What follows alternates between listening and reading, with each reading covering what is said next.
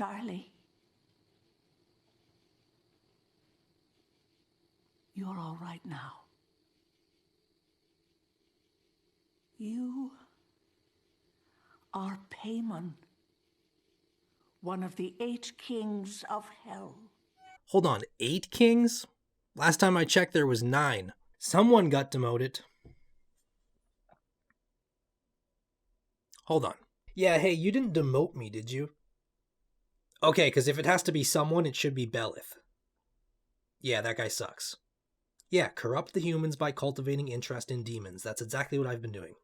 Okay, good. Jesus Christ. What? No, it's just an expression. I know you don't like him. Okay. I love you too. Bye.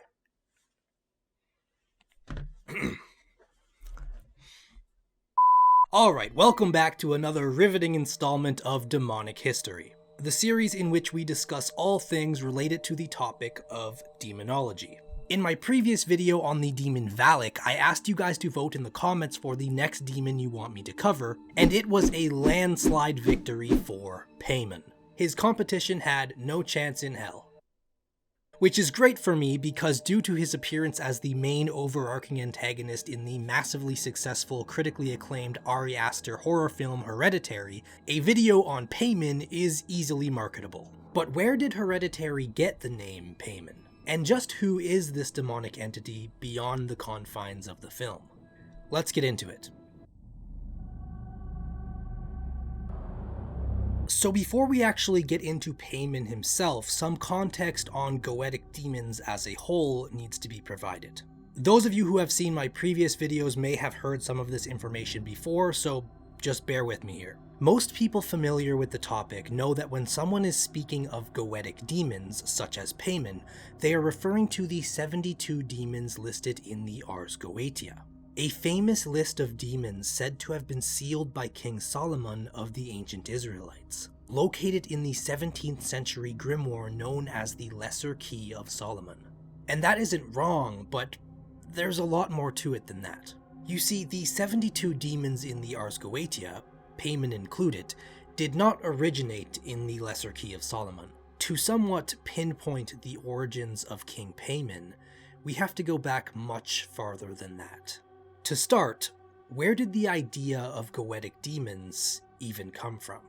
Well, the term Goetic is an adjective in reference to the Latin word Goetia, which has its origins in the Greek word goes, meaning sorcerer, magician, healer, enchanter, etc. And it originally held sort of a negative connotation as magic that was deceptive, fraudulent, strange, or dangerous. Later on across Europe, the term became somewhat synonymous with witchcraft or black magic, and many grimoires or manuals on how to perform said magic were created. Goetia became known as a type of magic that, for the most part, heavily involves conjuring or invoking spirits, including angels and demons.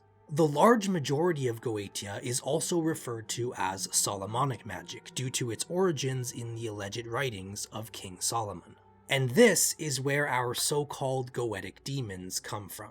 Introducing the Testament of Solomon.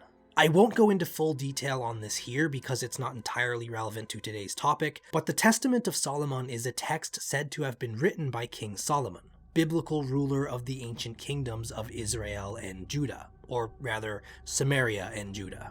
A prominent figure from the Old Testament who is quite revered across all of the Abrahamic religions, and within the occult community, although for very different reasons. More on this topic in my occult demonology guide. But you see, the Testament of Solomon claims to be a first-hand account written by King Solomon himself, although scholars and researchers have for the most part determined this to be a false attribution, because the text was written sometime between the end of the 1st century AD and the start of the 11th century. Still very old, but long after King Solomon. Regardless of that though, it tells a story of how King Solomon was able to command demons using the power of a magic ring given to him by God. And it provides a series of interviews conducted by Solomon with a variety of different demons. This is the oldest known text that deals in information regarding specific individual demons, and is essentially the grandfather of almost every occult grimoire that exists today. But Paimon is not mentioned in the Testament of Solomon, nor are most of the demons found in the Ars Goetia. So where did they come from?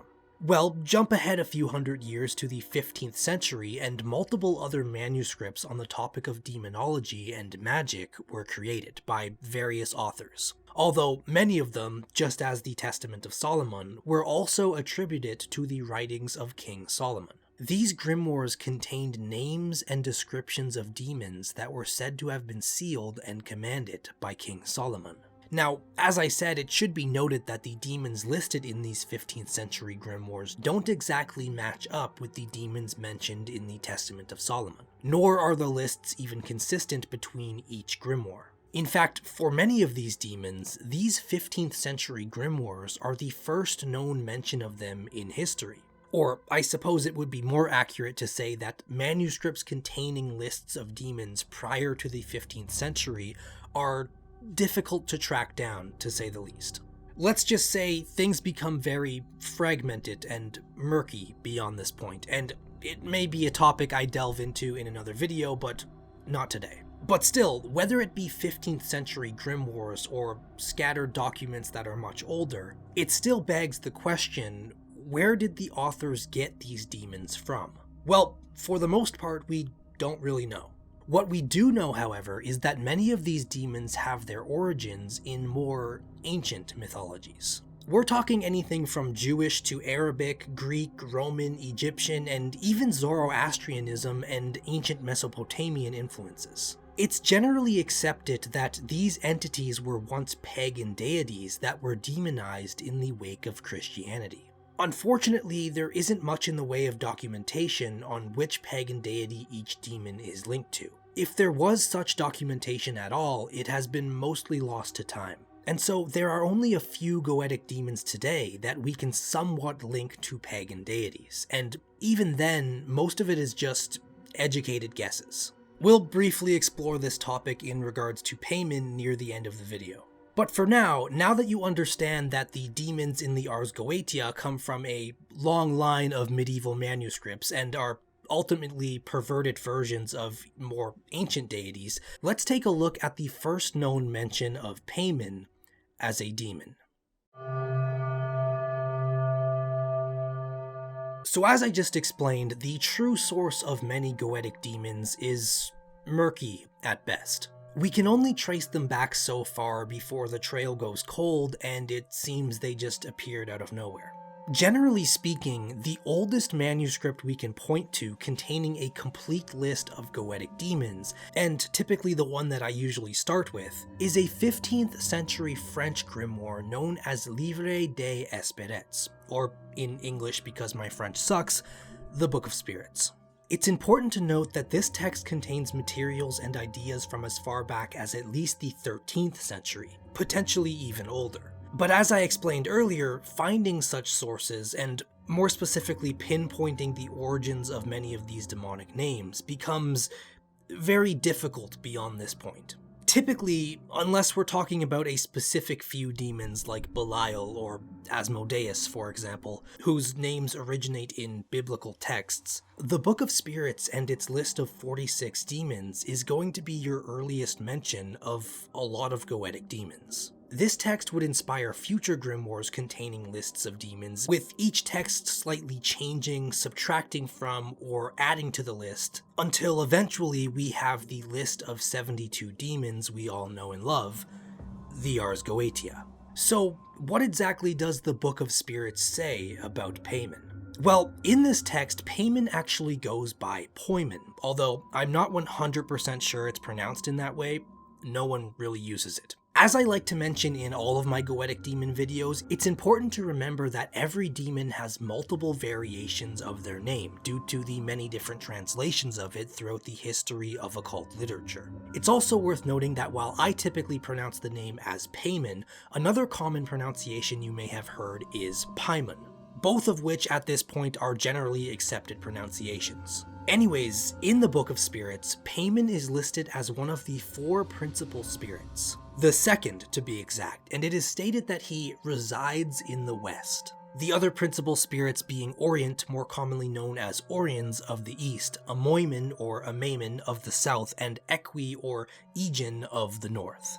Note that the Book of Spirits doesn't elaborate on what the purpose of the four principal spirits is, but the concept of having four greater demons ruling over each cardinal direction and all the other demons is something that does carry over into many future grimoires, including the Ars Goetia. Although which four demons it is and what directions they represent is not always consistent between every grimoire.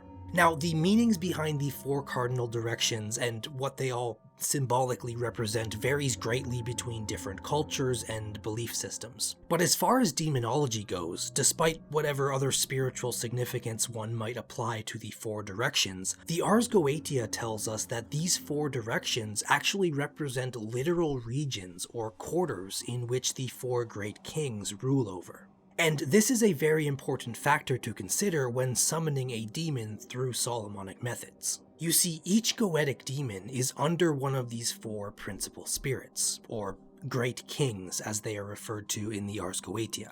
So in a typical Solomonic summoning ritual, or at least in the ones detailed in the Lesser Key of Solomon, you have something called the Invocation of the King.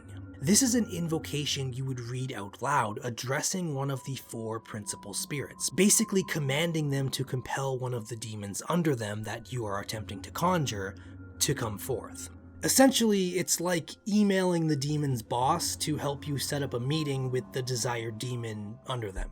On top of that, when summoning a demon, something called the Magical Triangle of Solomon is used as part of the larger ritual circle. This is, in short, the triangle in which the summoned demon is meant to appear. The triangle is actually meant to be placed on the circle in the direction of whichever one of the four great kings the demon you are summoning is ruled over by.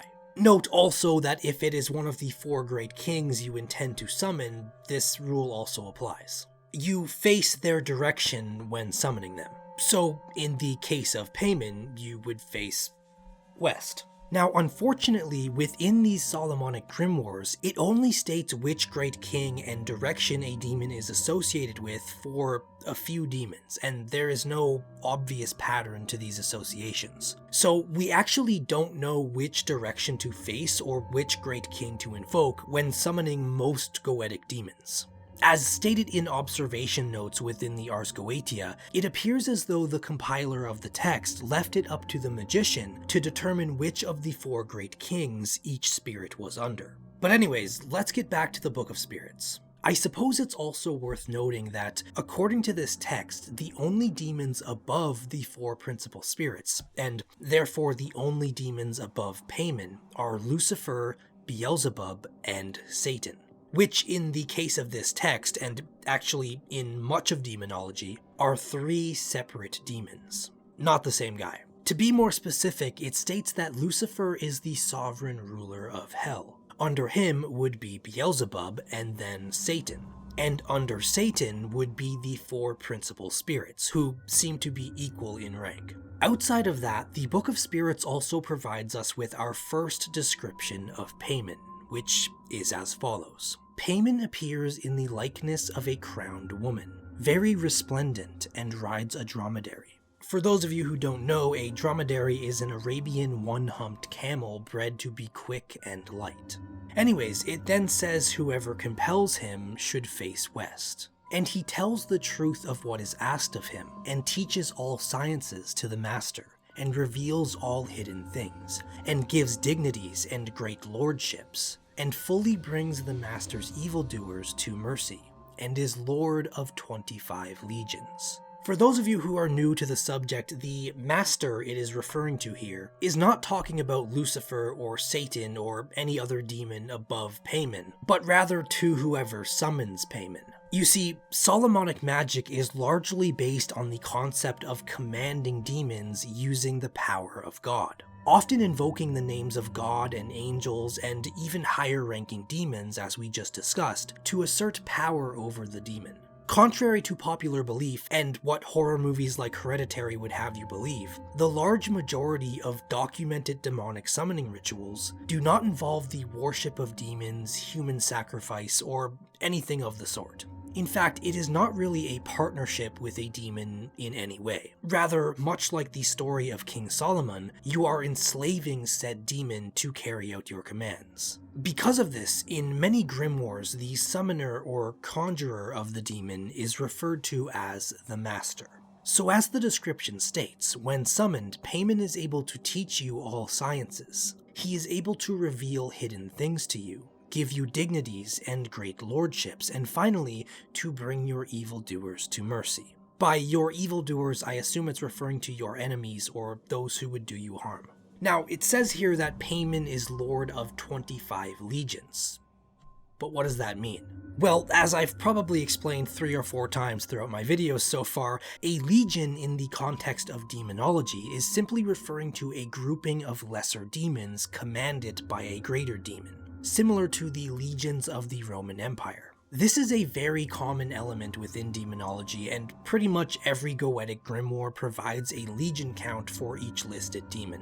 But how many demons exactly does Paimon have under his command, according to the Book of Spirits? Well, there isn't really a universally agreed upon number of demons per legion. In fact, such a number isn't often provided at all. However, in the 16th century grimoire known as Pseudomonarchia Daemonum, which we'll be talking about shortly, it states that a demonic legion consists of 6,666 demons, which is obviously a play on 666, but this is also relatively consistent with the size of a Roman legion, which could be in the 5,000 to 6,000 range depending on the era and whether or not they were at war. So if a demonic legion consists of 6,666 demons, and Paimon is lord over 25 legions, 6,666 times 24 equals 166,650 demons that Paimon is in command of, plus the other greater demons he rules over by being one of the 4 principal spirits. At least, as far as the Book of Spirits is concerned. But of course, the Book of Spirits isn't the only book to mention Paimon. Lucky for us, our next manuscript provides even more information.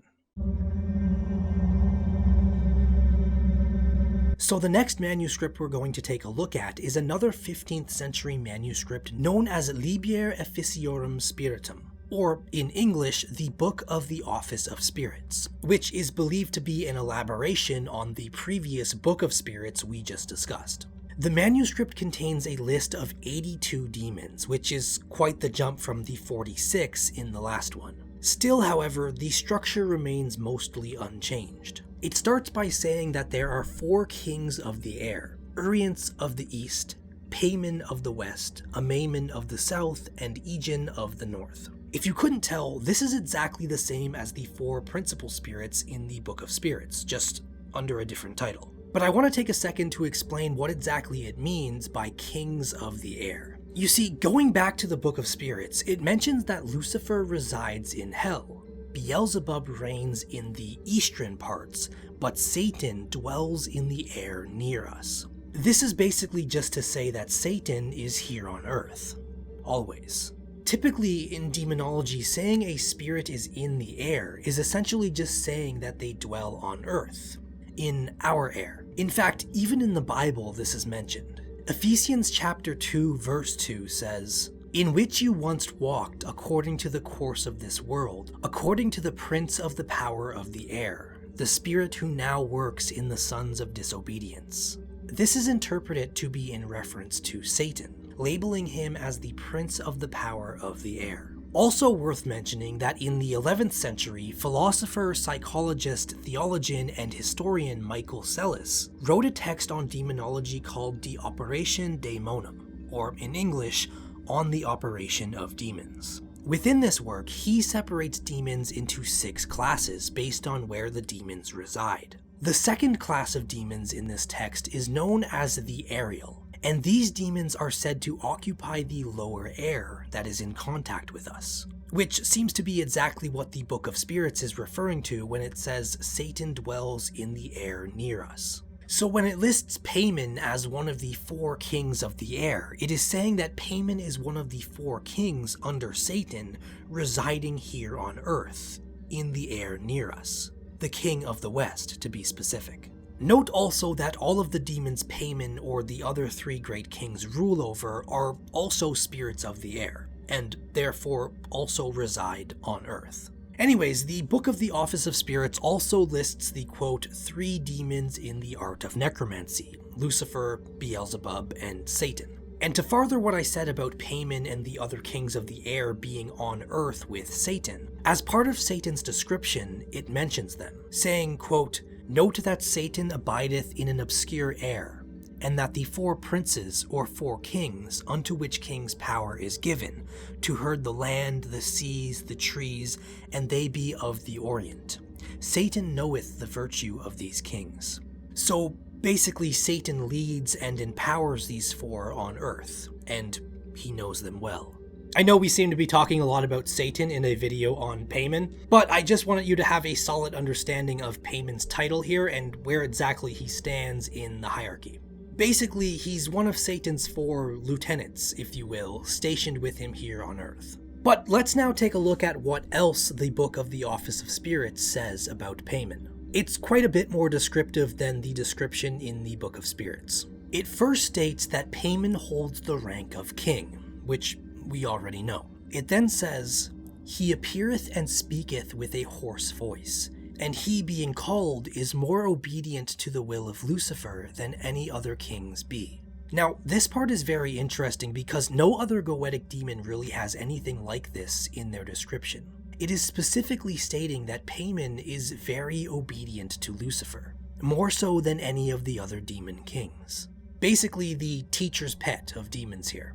It then says, "If thou compel him by divine power," which typically you would be in a Solomonic ritual, "then he appeareth in the likeness of a soldier. Yet when that he cometh to the presence of the master, he maketh variance still. He rideth upon a dromedary or a camel, and hath the countenance of a woman. And before him go a band of men, and that with trumpets and all kinds of instruments." This section is once again describing Paimon's physical appearance, which is relatively the same as the previous manuscript, although it has the addition of a band of men that appear along with him. Yes, Paimon has a band that plays him an entrance song. Note also that when it says band of men here, it just means spirits taking the form of men, not actual human servants. It then says, "And Paimon himself speaketh in his native tongue. Yet the master shall cast to him paper, wherein it is written that he shall speak plainly and definitely, that the master may understand what he saith, and so then he will." This section is pretty straightforward, although a little strange. Essentially, when you conjure Paimon, he will be speaking in whatever his native language is. It doesn't specify. And then you are to write on a piece of paper, telling him to speak so that you can understand him, and my guy will just adjust his language settings for you on the spot. Now, the last section of his description is going to sound a little confusing, but I'll explain. "And there will be Belferth, the messenger of the king of the west. And there will be Belial, a king. And Basan, a king. And they do make a man go invisible. And Rombolance, or Rombelane. These may appear from the 3rd hour to the 12th hour following." So while that all sounds very random, it's basically saying that these other demons who serve Paimon may also appear when summoning him. That being his messenger Belferth, the 2 kings Belial and Basan, and a demon by the name of Rombolance or Rombelane. The mention of Belial and Basan making a man go invisible is just saying that that is one of the things they can offer you. I don't know why, but the mention of turning people invisible is a commonly recurring thing offered by many demons throughout occult literature. I guess the ability to turn oneself invisible seemed like a major selling point in the Middle Ages when these texts were written. Anyways, the Book of the Office of Spirits then provides the reader with another sort of invocation to speak, that reads, "And thou, Alphasis, I conjure, and that by the meek Lord our Saviour Jesus Christ, and by the spear that clove his heart asunder, and that to the redemption of all mankind, and the nails that fixed his blessed hands and feet, and by all the virtues of God, and by all the holy names of God, Agias Yeskiros, Athanatos Othios Alpha and Omega Agla El Tetragrammaton, that not shortly and without tarrying this same spirit Alphasis, to be here ready and to do all that I here shall command them to do for me, insert name, and that you now do here yield him unto me, and that without delay or long tarrying to fulfill my petition and desire.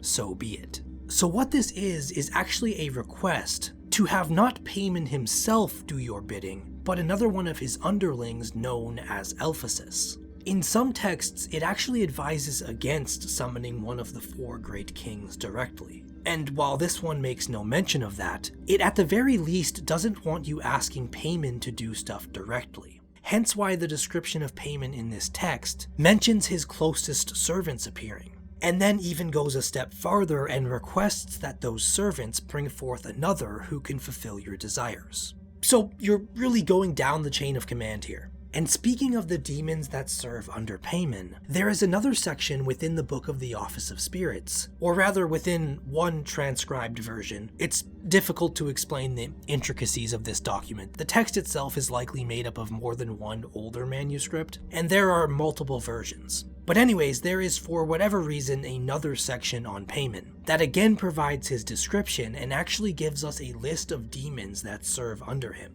The description here is a bit different from the previous one, so I will go over it. It says, "The 3rd king is called Paimon. He is of great power and mighty, and willingly answereth all things which may be required of him. He will speak of the state of the world, and he will give familiarity. And he may make all the fishes of the sea obedient. He appeareth like a king with a woman's face, crowned with a bright crown. He rideth a dromedary, and after him cometh a great company of all spirits, with all manner of instruments of melody. But if he be called alone, then he appeareth with 2 kings, and speaketh mystically, for he would not be understood. Nevertheless, thou mayest command him to speak in thine own language. He hath an infinity of spirits under him, but 12 of the mightiest be these." So this description is more or less the same as the other one, but it does add that Paimon has the ability to make the fish of the sea obedient to him. And it's worth noting that instead of saying he speaks in his native tongue, it says here that he speaks mystically, which seems to point to some sort of unknown demonic language.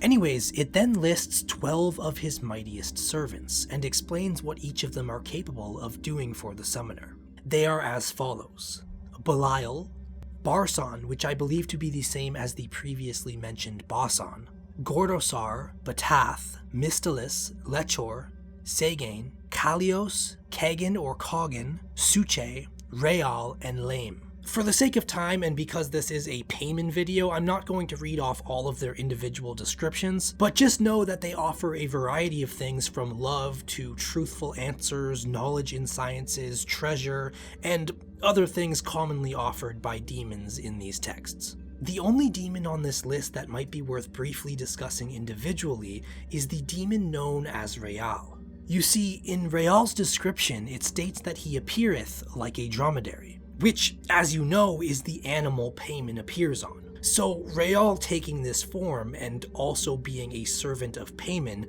makes one wonder if the dromedary Paimon rides on is actually the demon Real. Note also that in another section of this text, Paimon's servants are listed as Balfirth, Belial, Boson, Rombulance or Rambulane, and Alphasis. Now, the final thing I want to mention from the Book of the Office of Spirits is that it provides alternative names for the 4 great kings of the air. It says that Orions, Paimon, Aegon, and Maimon are also known by the Hebrews as Samael, Azazel, Azael, and Mahazel, the Hebrew name for Paimon here being Azazel.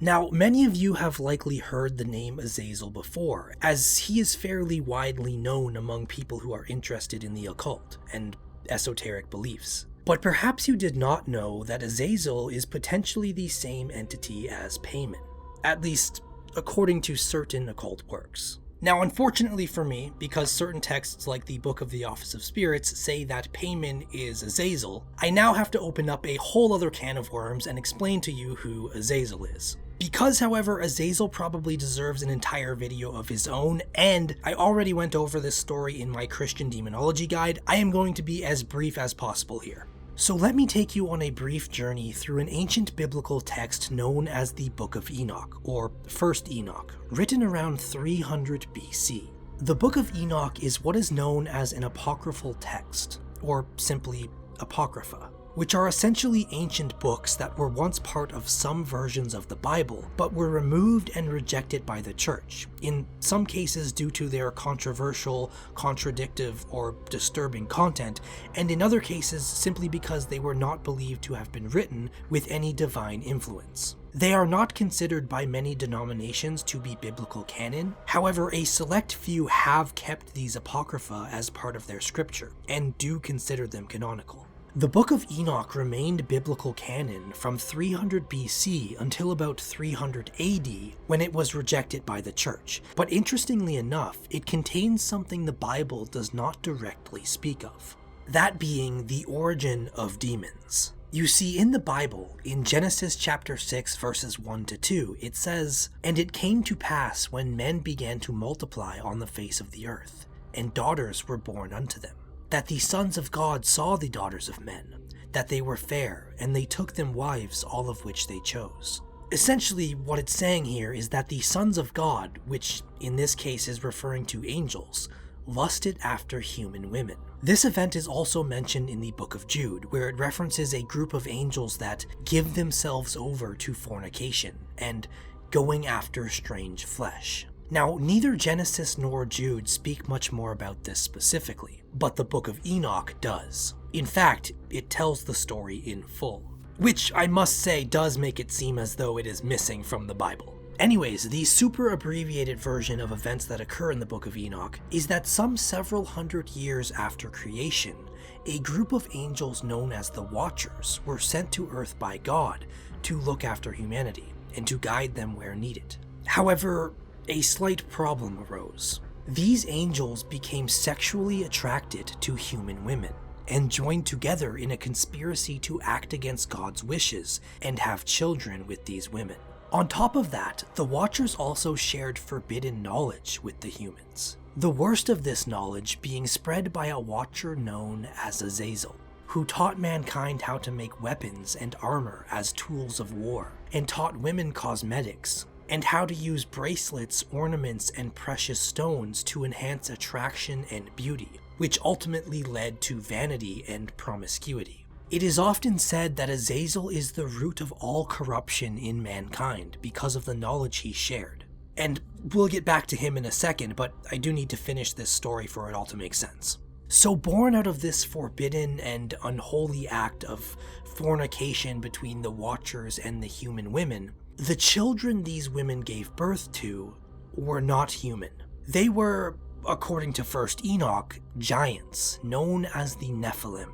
Or at least they grew to be giants, as I don't know how a woman would give birth to a giant baby. Anyways, the book of Genesis in the Bible also mentions the existence of these giants in chapter 6 verse 4, following the excerpt about the angels making wives of the daughters of men. There were giants on the earth in those days. So, long story short, as the Book of Enoch explains, these Nephilim giants, in their seemingly unending hunger, consumed all the acquisitions of men, and when men could no longer sustain them, they began to consume mankind.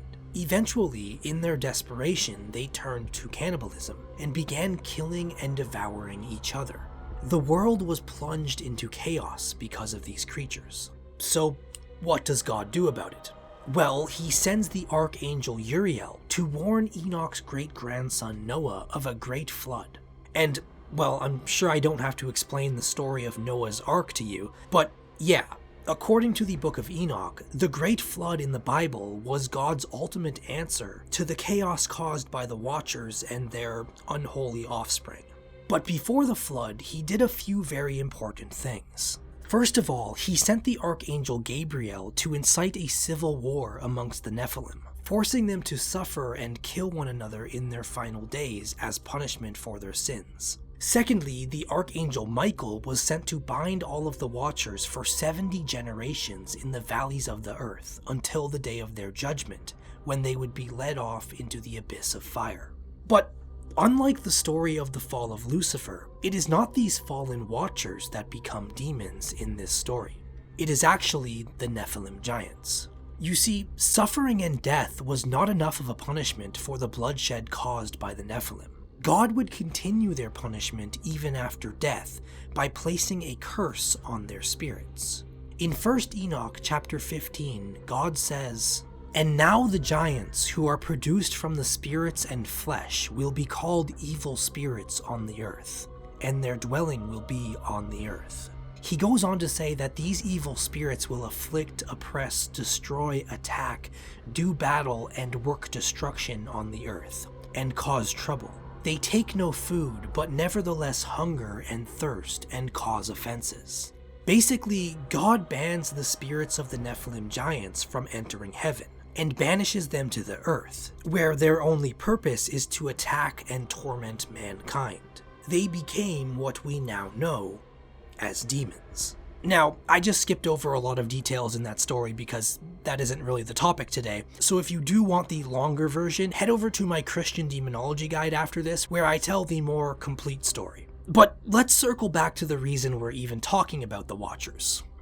Azazel. Now, I said that the Archangel Michael was sent to bind all the Watchers for 70 generations, but when I said all of the Watchers, what I really meant was all of them except Azazel. You see, Azazel, being arguably the worst of these angels, got his very own specific punishment, separate from the other Watchers. God instructed the Archangel Raphael to, quote, "bind the Watcher Azazel, hand and foot, and cast him into the darkness, and make an opening in the desert which is in Dudael, and cast him therein, and place rough and jagged rocks over him, and cover him with darkness, and let him abide there forever, and cover his face that he may not see light.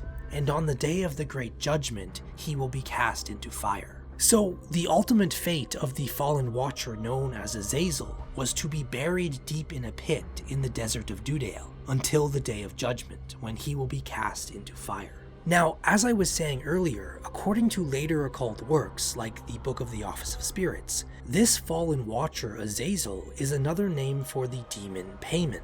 But, as I'm sure the sharp ones among you may have realized, there is a contradiction here. The fallen Watchers and Azazel did not become demons. They were imprisoned in the earth in shackles until the day of judgment. Demons, on the other hand, which, according to the Book of Enoch are the spirits of the Nephilim giants, are not imprisoned. Instead, they roam free on the earth to tempt and torment mankind, as the remainder of the Bible will attest to. So, if the Book of Enoch is to be believed, then Paimon cannot be Azazel, as one is a demon and one is an imprisoned Watcher, which are clearly not the same thing. Furthermore, Paimon could not be summoned nor fulfill his duties as one of the 4 great kings if he was imprisoned in a pit in Dudael until Judgment Day. It's also worth mentioning, however, that outside of the Book of Spirits, Azazel also appears in a demonic hierarchy within the 3 books of occult philosophy written in the early 1500s by theologian, physician, legal scholar, and occultist Heinrich Cornelius Agrippa. In his hierarchy, Azazel is one of the 4 princes of devils in the elements, which seems to coincide with the 4 principal spirits or 4 kings of the air. Hahowever, in Agrippa's work, the Hebrew names for the 4 great kings are written in a different order, which makes it so that Paimon is not Azazel, but instead Haziel, who is the elemental prince of water. This is significant because water in occult beliefs is typically associated with the direction west. That being because these practices mostly come from medieval Europe, and to the west of Europe would be the Atlantic Ocean. Now, Azazel, also known as Haziel with an S, is sometimes confused with Azazel, but they are not the same. You see, Haziel is one of the leaders of tens, or chiefs of tens, which is just one of the many leaders of the Watchers mentioned in the Book of Enoch. There really isn't much else written about him in 1st Enoch, so Azazel is the far more interesting character, but whether Paimon is Azazel or Haziel, the same contradiction I mentioned earlier arises. They are both imprisoned Watchers. not demons, which the Book of Enoch makes clear are distinct from one another. Although Solomonic texts typically subscribe to the idea of fallen angels being demons for the most part, so there's a bit of a clash of beliefs here, where it seems the names of these fallen watchers were taken, but the fact that they did not become demons has been ignored. So I guess to close this section, I would just say that whether or not Paimon is one of these fallen watchers depends entirely on which occult manuscript you refer to, but also that there is evidence in far older material, the Book of Enoch, that contradicts these manuscripts. Alright, so we've finally made it to the infamous Ars Goetia, but as you can see, I've coupled this section with another grimoire titled Pseudomonarchia Daemonum, which is the main source of information found in the Ars Goetia, written by Dutch physician and occultist Johann Weyer in the 16th century, and inspired by the 15th century grimoires we discussed earlier. I tend to just pair these two texts together because they usually contain almost identical information. So, what do these texts say about Paimon?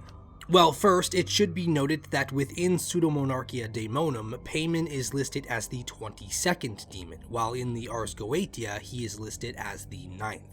But more importantly, unlike the grimoires of the 15th century, Paimon in these two texts is no longer one of the four principal spirits, or great kings. Instead, they are listed as Amaimon, Corsin, Zimenair, and Goap. However, most editions of the Ars Goetia will note that they are typically called by the previously mentioned Orions, Paimon, Aegon, and Amaimon, as well as the Hebrew names Samael, Azazel, Azael, and Mahaziel. Now this is where it gets confusing because in the case of Pseudomonarchia Daemonum, the demon Goap is the king of the west, and in the Ars Goetia, the demon known as Corsin or Gorsin has taken the place of Paimon as the king of the west, and Paimon is instead listed as one of the 72 demons under them. It seems something may have been lost in translation here, or changed at some point for whatever reason. It's unclear, but for some reason Paimon has lost his title as Great King and was demoted simply to a regular king. Some people suggest that Corsin is just another name for Paimon, but that doesn't really track, as Paimon is listed as one of the 72 demons under these four great kings, and he can't be under himself and the other great kings if he is one of them. It also doesn't make sense that a grimoire would list the same demon in two different ranks using two different names. Yes, Goetic demons have many names, but this is mostly due to the inconsistencies in translation from manuscript to manuscript. So there is no reason one manuscript would have two different names for the same demon. Logically speaking, evidence points to Corsin, Goap, and Paimon being different demons, and which one is truly the King of the West is up for debate. I would argue that it's Paimon, as the earliest manuscripts we have give him the title, while Corsin and Goap seem to have appeared only in later manuscripts, and they both switch between West and South depending on if you check Pseudomonarchia Daemonum or the Ars Goetia. Anyways, that mess aside, let's take a look at Paimon's description in these two books. Both provide more or less the same description, so we're just going to read from the Ars Goetia because it's generally easier to understand. Paimon actually has one of, if not the longest description of all the listed demons in the Ars Goetia. The only one that comes close is Belith, but I haven't done a word count to see whose is longer. Anyways, the description of Paimon is as follows. The 9th spirit in this order is Paimon, a great king. Note that the title of Great King here is not referring to the 4 great kings of the cardinal directions. It just calls all the kings, and all the other ranks for that matter, great in the descriptions, and very obedient unto Lucifer. So again, we have that mention of him being the demon most obedient to Lucifer. He appeareth in the form of a man sitting upon a dromedary, with a crown most glorious upon his head. There goeth before him a host of spirits, like men with trumpets and well-sounding cymbals and other sorts of musical instruments. Again, this description is pretty consistent with ones from earlier grimoires. He has a great voice and roareth at his first coming, and his speech is such that the magician cannot well understand him unless he can compel him. We've heard this before, however, the addition of him roaring with a great voice upon his arrival is new. This spirit can teach all arts and sciences and other secret things. He can discover unto thee what the earth is, and what holdeth up the waters, and what mind is, and where it is, and any other thing thou mayest desire to know. Basically, he knows almost everything and can teach it to the one who summons him. He giveth dignity and confirmeth the same. He bindeth or maketh a man subject unto the magician if he so desire it. So what it's saying here is that Paimon has the power to control and subjugate people at the request of the summoner. He giveth good familiars and such as can teach all arts. So a familiar is just a lesser demon meant to aid a practitioner of magic.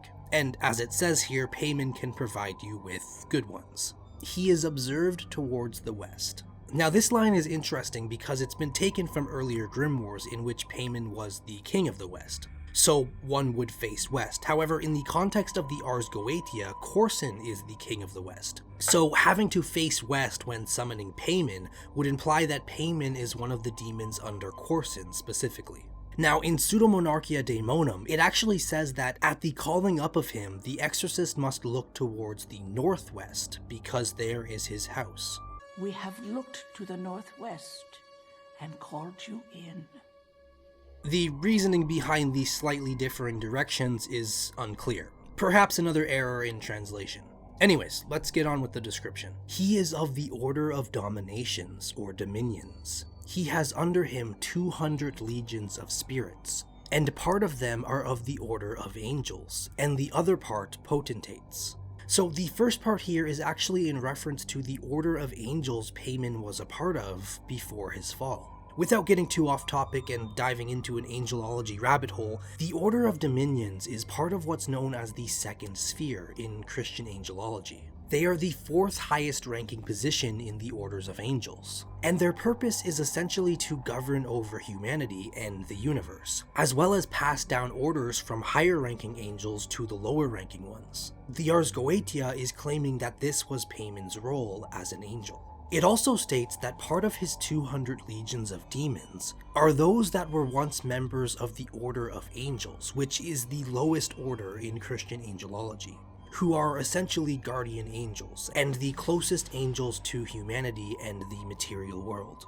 And that the other part of his 200 legions were part of the potentates, which is the angelic order of powers or authorities. Funnily enough, the role of these angels is to fight against demons. So, I guess the ones in Paimon's legions failed miserably.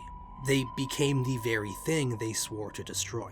Anyways, speaking of Paimon's legions, he has a whopping 200, which, going by Pseudomonarchia Daemonum's count of 6,666 per legion, Paimon is in command of 1,333,200 demons. This is far more than any other demon in the Ars Goetia, most having in the 20 to 40 legion range, and the highest outside of Paimon being Belith with 85 legions, not even half of Paimon's. So yeah, I mean, outside of the four great kings, there is not really any other demon in the Ars Goetia who would want to take on Paimon. Although it should be noted that in the Ars Goetia, it does state that Belial, Belith, Asmodeus, and Gap are chief over the other 72, which would mean they hold more power than Paimon despite being in command of significantly less legions. This is strange as well, because if you remember from earlier, the Book of the Office of Spirits states that Belial is one of Paimon's servants. So it's really just all over the place. Such is demonology. Anyways, these 200 legions are not the only demons who operate under the command of Paimon, as his description states next. Now if thou callest this spirit Paimon alone, thou must make him some offering, and there will attend him 2 kings, called Libal and Abalim, and also other spirits who be of the order of the potentates in his host, and 25 legions. And those spirits which be subject unto them are not always with them, unless the magician do compel them. So we already knew that summoning Paimon meant a variety of other demons appearing as well. But the interesting thing here is that 2 kings attend him by the names of Libal and Abalim. Note that in previous Grimoires it was stated that the kings Belial and Basan were with him instead. I also find it interesting that the kings Labal and Abalim are not listed in the Ars Goetia. So they hold the rank of king, but are not one of the 9 kings within the 72 demons of the Ars Goetia. In fact, not much is known about them at all. In every source, they are only mentioned in conjunction with Paimon, and never as their own individual entries. Anyways, the last thing provided to us in Paimon's description in the Ars Goetia is his seal, shown on screen now. A demon's sigil or seal is a very important element within Solomonic magic. It is used to control the demon and is typically worn on the body of the summoner. Now, depending on the demon's rank, the seal must be made from different types of metal. Since Paimon is a king, his seal is to be made of gold. Interesting little side note, you may notice that the real seal looks a little different from the one in the movie Hereditary. The movie version has removed one of the 4 sections, making it 3 instead. The reasons for this could range from the 3 loops representing the 3 sacrifices in the movie, to it just simply looking better with 3 instead of 4. Although the filmmaker Ari Aster has said in interviews that he found the research done for the movie to be disturbing, and felt the need to separate himself from it. This could indicate that the seal was actually changed due to superstition, and to avoid any potential negative effects of using Paimon's actual seal.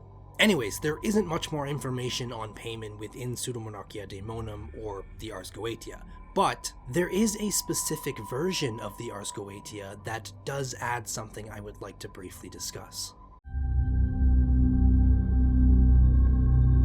So there is a version of the Ars Goetia that was written by a 17th century English military engineer and mathematician named Thomas Rudd. In his version of the text, he actually provides the opposing angel for each Goetic demon. This is a concept that is well ingrained in demonology. The idea that every demon has an opposite and opposing angel. This goes all the way back to even the Testament of Solomon, where every demon he spoke to would tell him which angel frustrated them the most. In Thomas Rudd's grimoire, they are known as the 72 adversarial angels, but they are also known as the 72 angels of the Shem HaMepherash. This isn't a concept exclusive to Thomas Rudd, but his text is the most straightforward when it comes to the topic. Anyways, these angels are described as being the antidote that enables you to control each demon. The names of these angels are sometimes invoked during a Solomonic ritual to assist you in taming your target demon. According to Thomas Rudd's Goetia, you would first invoke the name of the opposing angel, and then, using its authority, bind the demon.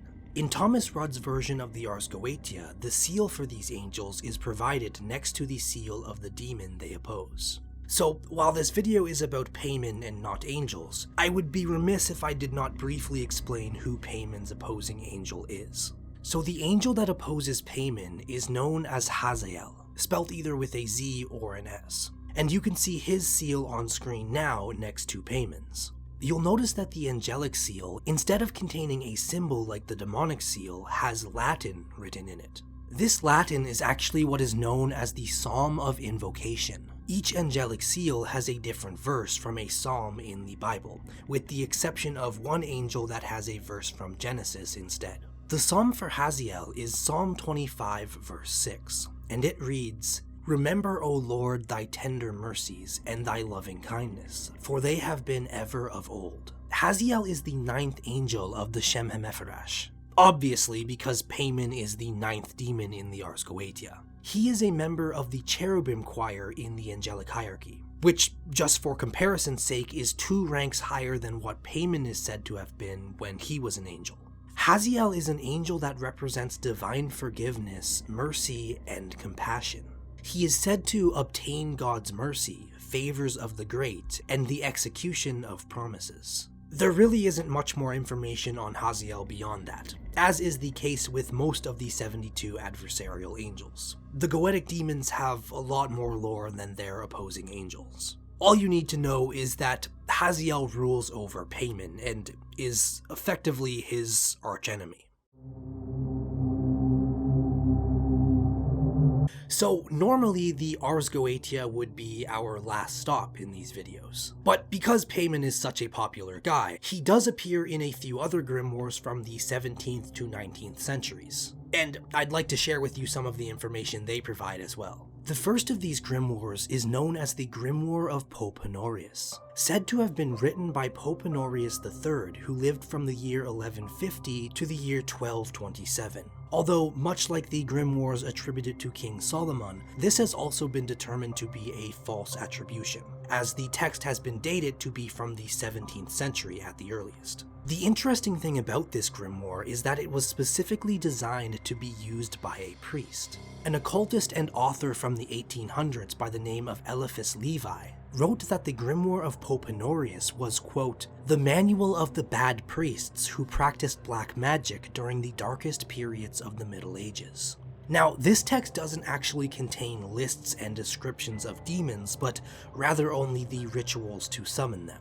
As part of these rituals, we have conjurations for each of the 4 kings of the cardinal directions, in which Paimon is once again included, although his name in this text is Paimon with a B. I will now read to you this conjuration known as the Conjuration of the King of the West.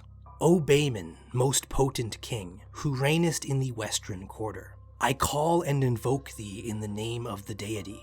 I command thee by virtue of the Most High to send me immediately before this circle the spirit Haziel Rosas, with all other spirits who are subject unto thee, that the same may answer in everything, even as I shall require them. If thou failest, I will torment thee with the sword of fire divine. I will multiply thy sufferings and will burn thee. So again, much like other invocations we discussed, this is calling upon Paimon to bring forth spirits that serve him, specifically a demon known as Haziel Rosas. This conjuration also adds a threat to the end, telling Paimon that if he does not comply, he will be punished.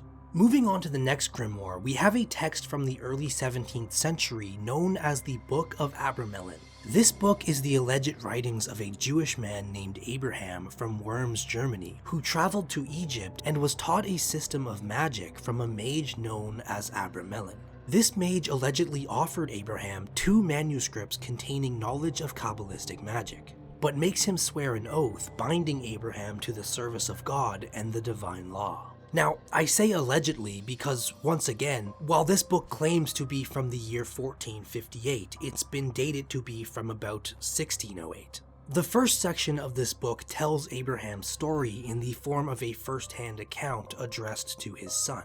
Later in the text, however, the author goes into great detail on rituals to conjure demons. Rituals that are clearly derived from older Solomonic works, as much of the same steps and information is repeated. But the section we are most interested in today is the 19th chapter, which contains a descriptive list of the spirits whom we may summon to obtain all that which we desire. Now, the hierarchy in this book is very similar to previous ones we've discussed, so we won't spend too much time on it. But it is different enough that it's worth briefly going over. So in this text, it first has 4 princes, who are said to be superior spirits above the others. These being Lucifer, Leviathan, Satan, and Belial. Under them are 8 sub-princes, in which we can find today's subject, Paimon.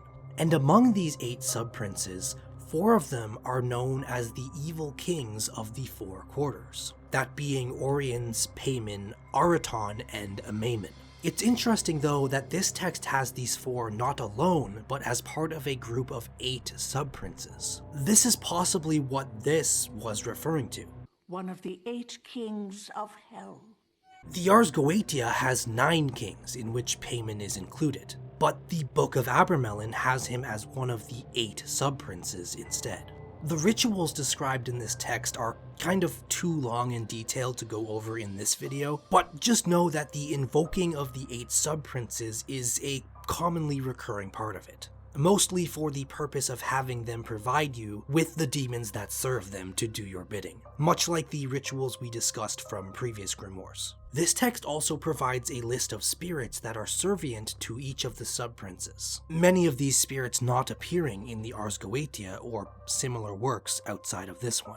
I've put the list on screen now if you would like to pause and take a look. It's quite a bit. These are the 111 spirits that serve the 4 sub-princes of the cardinal directions. And then these are the 15 spirits said to serve Paimon specifically. Note, however, that the text says, "Infinite be the spirits which I could have set down here," but in order to not make any confusion, I have thought fit to only put those who I have myself employed, and whom I have found good and faithful in all the operations where I have availed myself of them. So the author of this grimoire, who again is allegedly Abraham of Worms, has only listed the spirits that he himself has worked with, but notes that there are an infinite amount of other spirits under these sub-princes. Now, the last grimoire I want to talk about today is an 18th century work known as Clavis Inferni, or the Key of Hell. This text is attributed to a Cyprianus, which is in reference to one Saint Cyprian of Antioch. He was a bishop of early Christianity who has a variety of different legends attached to his name.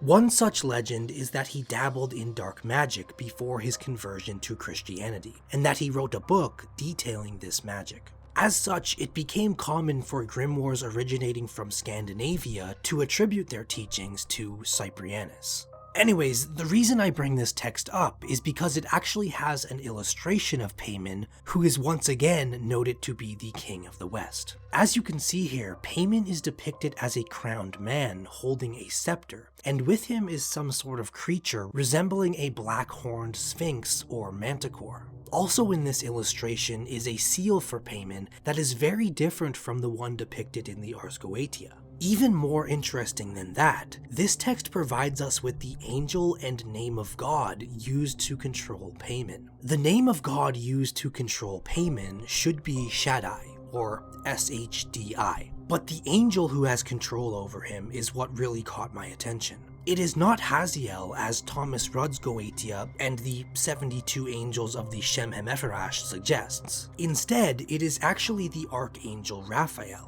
In fact, all 4 of the cardinal demon kings in this text are assigned a different archangel. That being said, if you recall what I told you about grimoires claiming that Paimon is Azazel, and how in the Book of Enoch it was Raphael that bound Azazel in the pit of Dudael, it makes sense that Raphael is the angel that controls Paimon. Anyways, as big of a figure as Paimon is within demonology, he is obviously mentioned in many different texts. But at this point it would just be a lot of repeated information, so I'll stop there. Before we wrap this up though, let's briefly discuss something I mentioned at the start of the video. Who exactly was this entity prior to Christian influence? So Paimon doesn't really have any confirmed links to any specific pagan deity, but there are some possible connections that I think are interesting enough to briefly discuss. Take everything in this section of the video with a grain of salt, because we're mostly just spitballing here. First of all, occult author Poke Runyon has suggested that Paimon was likely once a Middle Eastern pagan goddess. This is based on the fact that Paimon is sometimes depicted as a young woman riding a camel, and that the name Paimon may actually mean a tinkling sound or small bell, from the Hebrew word pom, which he equates to the sound made by the sistrum of Isis, an ancient Egyptian instrument often used in the worship of gods and goddesses. Now, this doesn't exactly mean that Paimon is Isis, because the sistrum was used in the worship of other Egyptian deities as well. In fact, it was very commonly used in ceremonies worshipping the goddess Hathor. Interestingly enough though, and this admittedly may be a stretch, there is something about the sistrum that is vaguely similar to Paimon's seal in the Ars Goetia. The other thing I looked into are pagan deities that were depicted as riding a camel. Firstly, the Hindu god known as Hanuman is sometimes depicted riding a camel. There isn't much of a connection with Paimon, however, one of Hanuman's main characteristics is his unwavering devotion to another deity known as Rama, who is the 7th avatar of Vishnu. Now, I'm not saying that Rama is at all equivalent to Lucifer, but Hanuman's devotion to Rama could be linked to Paimon's devotion to Lucifer. In Arabian mythology, there is a god known as Dashara, who sometimes is depicted riding a camel. But perhaps a better connection would be the Arabian goddess known as Alat, who, according to ancient Sapphitic inscriptions, is actually Dashara's mother, but also in some traditions the consort of Dashara. And yes, also sometimes rides a camel. Anyways, there is a lot of information on this deity. And getting into all of it would take us way off topic. But I do want to mention that Alat is often identified to be the Arabian equivalent to the Babylonian goddess Ishtar. Now, Ishtar is also the Canaanite goddess Astarte, who is considered to be the pagan equivalent of the demon Astaroth. So, Alat being Paimon would sort of be contradicted by that. But the Greek counterpart Aphrodite and the Roman counterpart Venus are obviously associated with the morning star, which is the planet Venus. And what is Latin for morning star? Lucifer, whom Paimon is notably loyal to. So, there's that. Speaking of the morning star, however, there is another ancient Arabian goddess who rides a camel known as Azizos, or Aziz, who is the god of the morning star. His brother Arsu also rides a camel, and he is the god of the evening star. But again, Azizos being the god of the morning star and riding a camel could be consistent with Paimon and his loyalty to Lucifer, aka the morning star. Now also, as I stated earlier, Paimon is known by the Hebrews as Azazel, or Azael, depending on the text. But both names Azael and Azazel are quite similar to Azizos. Again, nothing in this section is anything more than conjecture, but I think it's probably safe to say that Paimon was some sort of Middle Eastern pagan deity, likely Arabian solely based on the way in which he is depicted. Which one is unknown. Anyways, I'll leave it at that for today. I think you now should know enough about Paimon to consider yourself somewhat of a Paimon expert. The next demonology video I do probably won't be another specific demon, but I still want you to let me know in the comments which demon you'd like to hear about next. And the single comment with the most likes will be the next demon I cover the next time I make one of these videos. Anyways, good night for now.